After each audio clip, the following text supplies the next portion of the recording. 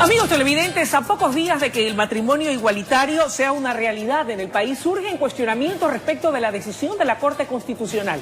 Para el análisis de este y otros temas políticos de coyuntura, nos acompaña esta mañana el ingeniero Roberto Gómez en su calidad de asambleísta por el movimiento político Creo. Qué gusto que nos acompañe. Buenos días y bienvenido. Un gusto estar aquí, un buen día con todos. Roberto, comienzo la entrevista preguntándole, desde su punto de vista como asambleísta, ¿considera que fue válida la decisión de la Corte Constitucional con respecto al matrimonio igualitario o no? Bueno, mire, cuando la norma está clara, con la claridad que está escrito ese artículo, donde en 8 o 9 palabras, desde el inicio del párrafo hasta la coma, dice que el matrimonio es entre hombre y mujer, no cabe ningún tipo de interpretación distinta a esa.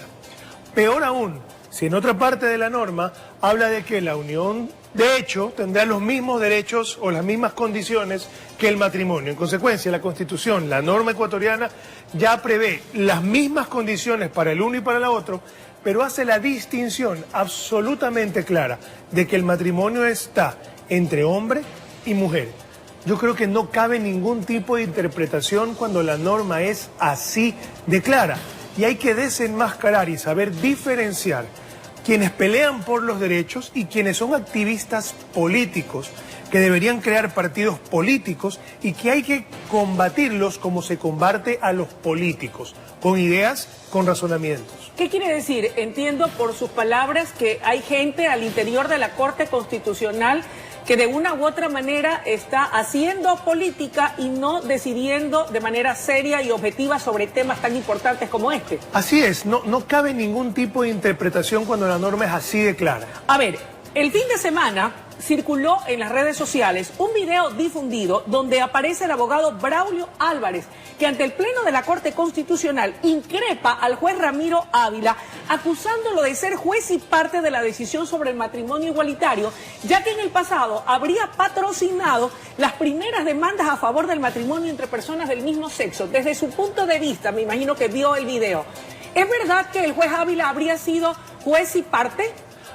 Si efectivamente patrocinó algún tipo de causas previamente a ser parte de la Corte y luego en la Corte no es imparcial porque ya formó parte de algo previamente con respecto a alguno de estos temas, sin lugar a dudas es una cuestión que debió haberse evitado si querían legitimar la decisión, si es que hubieran podido inclusive interpretarla. Pero la norma es clara, siendo parte o no parte no puede interpretarse distinto a como está escrito. Que está absolutamente claro cómo está escrito. Esto quiere decir entonces que incluso en el escenario de que se compruebe de que efectivamente habría patrocinado, ¿verdad?, el matrimonio entre personas del mismo sexo, ¿invalida la decisión de la Corte o no? Yo creo que la deslegitima absolutamente, creo que la invalida también al haber formado parte de procedimientos previos promoviendo este tipo de políticas públicas. Y yo creo que la ciudadanía en este caso está muy clara que lo que está escrito en la Constitución no tiene cabida ningún tipo de interpretación. En todo caso, ¿se puede revertir la decisión de la Corte Constitucional, cree usted? Y si es así, ¿de qué manera? Mire, cuando llegue algún comunicado a la Asamblea y cuando lo podamos ver, lo podamos leer, lo que vamos a hacer es poder adecuar la norma a la Constitución. Pediré la Constitución como tal cual como está escrita en los últimos... en los últimos 2 o 3 días, y tendremos que adecuar la norma a lo que dice la Constitución. Y lo que dice la Constitución es que el matrimonio es entre hombre y mujer.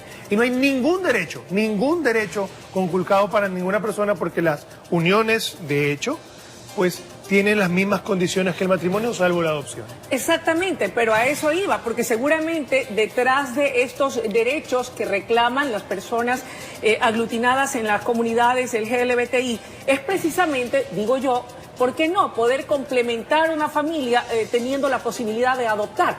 Bueno, cuando la Corte dice lo que dice, que 2 personas del mismo sexo pueden tener matrimonio, le dan los mismos derechos del matrimonio. Eso quiere decir que podrían adoptar, chicos. Eso es lo que no pueden hacer porque no pueden interpretar la Constitución como les da la gana. Bien. Cuando está escrita con claridad.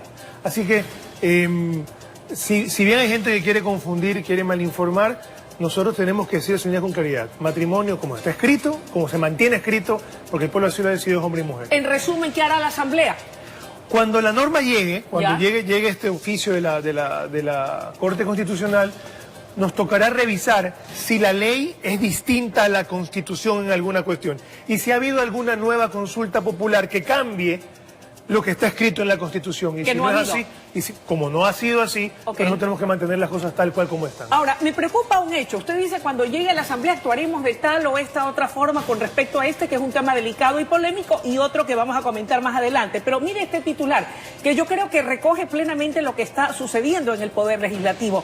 Una asamblea a medio gas, desacuerdos de mayoría, 3 comisiones en acefalía, todo en el primer mes de Litardo. ¿Qué ha pasado? ¿Por qué es que no terminan de ponerse de acuerdo? ¿Cuáles son los intereses? ¿Qué está de por medio? Mire, así como la Corte Constitucional ha decidido hacer lo que le da la gana, interpretar una norma que no puede interpretar con gente que formó parte de ediciones previas en ese mismo sentido, en el CAL, la Asamblea Nacional, el CAL se comporta igual que el ex Consejo de la Judicatura. Se inventaron la historia se inventaron nuevamente el error inexcusable, pero ahora para meterle la mano a las comisiones. El CAL no podía deshacer, por ejemplo, lo que pasó en la Comisión de los Trabajadores.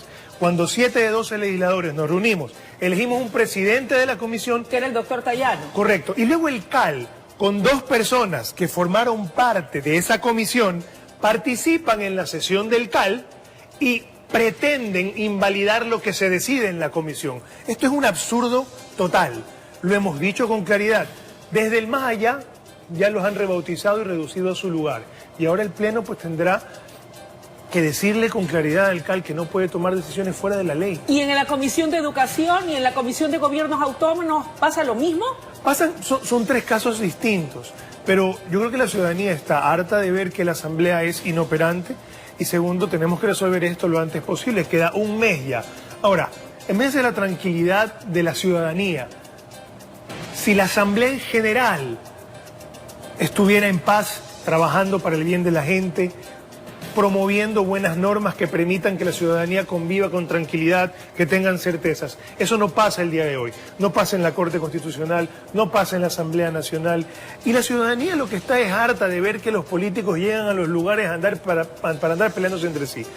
La Asamblea Nacional es un espacio de debate, donde todas las fuerzas políticas plantean sus puntos de vista distintos representando a la mayoría de los ciudadanos. Pero están entrampados. ¿Cuándo saldrán de este entrampamiento? Yo espero que la Asamblea esta misma semana, está de hecho para cambio, está puesto en el orden del día para el día de mañana por la tarde, si no me equivoco, a la 1 de la tarde, y espero que podamos resolver esto para que la ciudadanía tenga esas 2 comisiones funcionando correctamente. ¿Qué va a pasar con el Consejo de Participación Ciudadana y Control Social? El líder de la agrupación política al que usted se pertenece, don Guillermo Lasso, ha anunciado que iniciará la recolección de firmas para, a través de una consulta popular, desaparecer a este consejo. Bueno, yo creo que eso es parte de la campaña que nosotros hicimos previamente. Yo creo que es lo que el presidente de la República, Lenín Moreno, al hacer la consulta popular, debió consultar ya en su momento.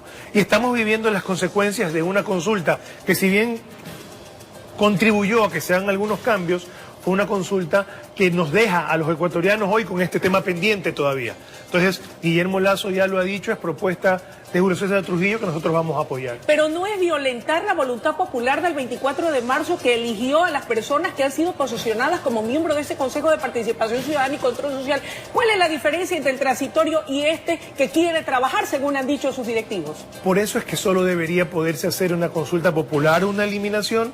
Y la otra alternativa, que puede ser más rápida a través de las leyes, es quitarle ciertas atribuciones al Consejo para que pasen a la Asamblea Nacional. ¿Cómo cuáles? ¿La designación de autoridades Como por de ejemplo control? la designación ¿Debe de volver a algunas la Asamblea autoridades de Nacional? control. Ese es el espacio natural donde la gente organizada para participar en política a través de los partidos políticos van también a designar estas autoridades. Ahora, hay muchísimas propuestas, que este Consejo, que lo que existe, mire, esto es algo muy bueno.